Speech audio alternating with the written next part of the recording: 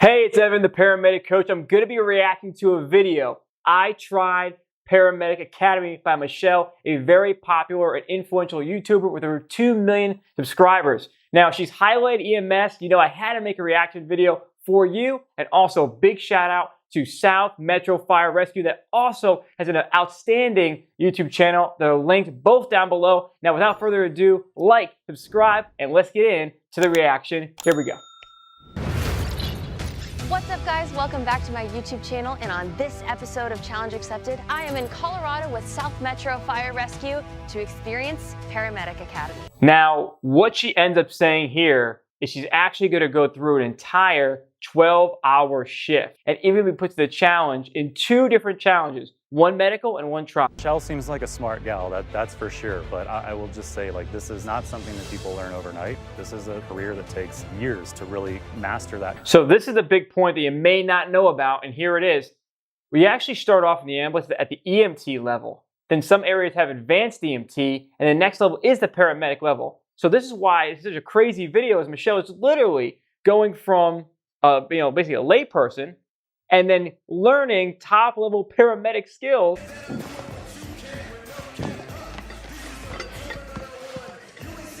Go, Michelle. You got it, girl.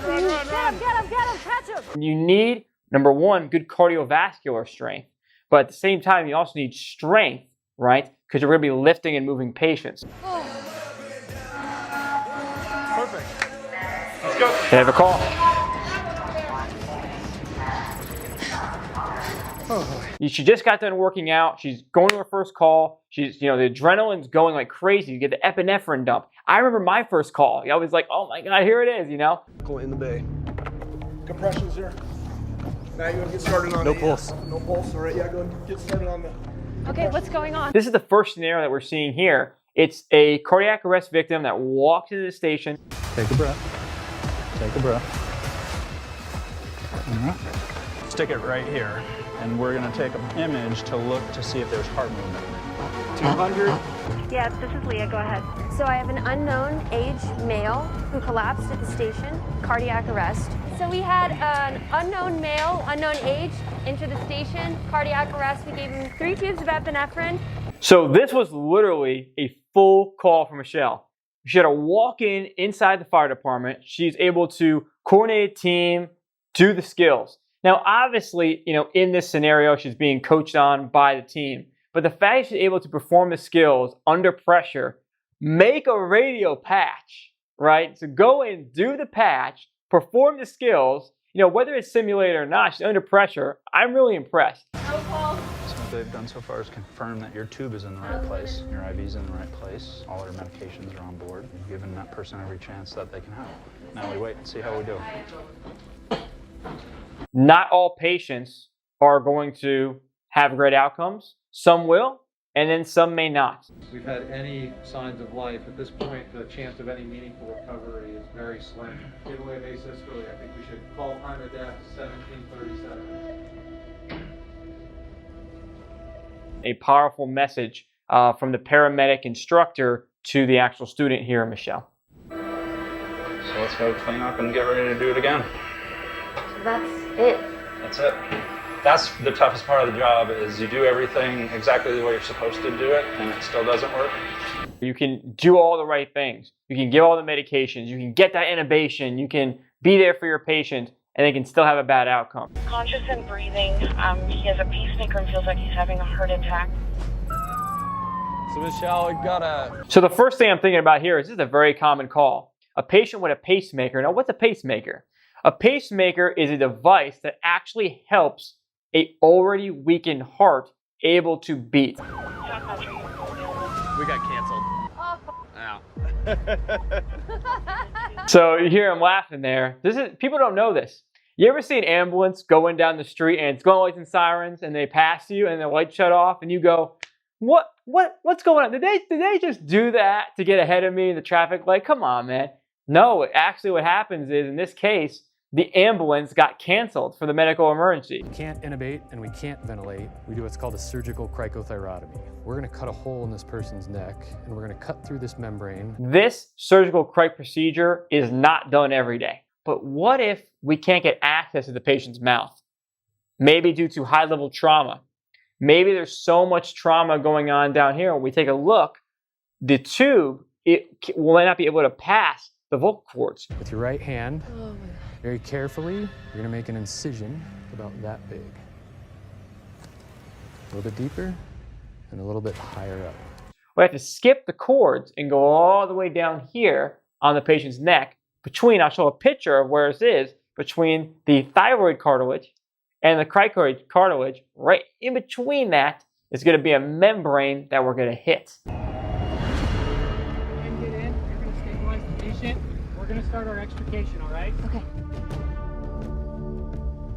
So in this case, we have to actually get the patient out of the vehicle. So the fire department is going to do stuff like break the windows. We have to get the actual roof off the car, right? He's gonna bleed out if we don't stop that. Keep packing, pack, pack, pack, fast, fast. So you're probably wondering what exactly is going on here when he's saying pack, pack, pack. So we're not just throwing random gauze into this patient's skin.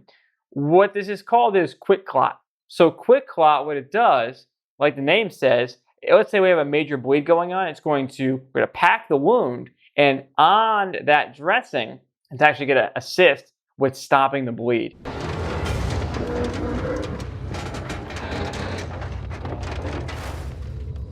So now the roof's off the car, they're able to actually extricate the patient. Extricate means move the patient from the car on a backboard, out of the car, into the stretcher, and then into the ambulance, where we then can have a better view of the patient to do more good to help this patient survive. Same thing, find that landmark. Can you feel the membrane? Yeah. All right, you got your target? All right. So now here's Michelle on her first shift doing a surgical cric, which is something that paramedics may only do once or twice throughout their whole career, in the back of a moving ambulance with lights and sirens going, with a camera crew in the back of the ambulance. Craziness, right? Okay, I can't hear anything. Couldn't hear anything on this side, but can hear on this side. Yeah. So what's going on? There must be The something. bag's hard It's to collapsing. squeeze. The lung's collapsing. I don't like this. Air, which actually comes in to the space around the lung. When this happens, what ends up happening is the lung collapses. What this needle does is basically we have all that air in there. It's going to bring the air out so the lung can reinflate. Right here. Needle's ready. Remember, hold the top. Watch your valve. Watch the green. Go. Hold the top. Make sure she doesn't bury that. Go. Pretty quick. And then pop back up. So that's right. So we can see her performing the skill. What we need to do is we need to feel down the ribs. Our landing spot, if you will, is going to be between the second and the third rib. Male looks to be 30s, involved in an NVA. Bleeding out, we performed a cricothyrotomy and Needle a decompression. needle decompression. So now we actually see Michelle doing a real radio patch to the hospital staff. Again, this is something that new EMTs struggle with, just getting the right words down. Arterial bleeding on the right shoulder, we packed it with quick clot. 2 IVs. We did a cric on his throat and a needle decompression on the left side. You gotta really speak up as a paramedic. You're gonna have you're bringing a trauma or a cardiac arrest or a stroke or a major medical or major traumatic patient, and you're gonna go into this room. You gotta be loud in the room. You gotta command respect in that room, right? So you really gotta make sure you hit all your key points. Holy cow. Y'all are amazing. Thank you so much for letting us experience a small piece of what you do every single day. Our pleasure. Our pleasure.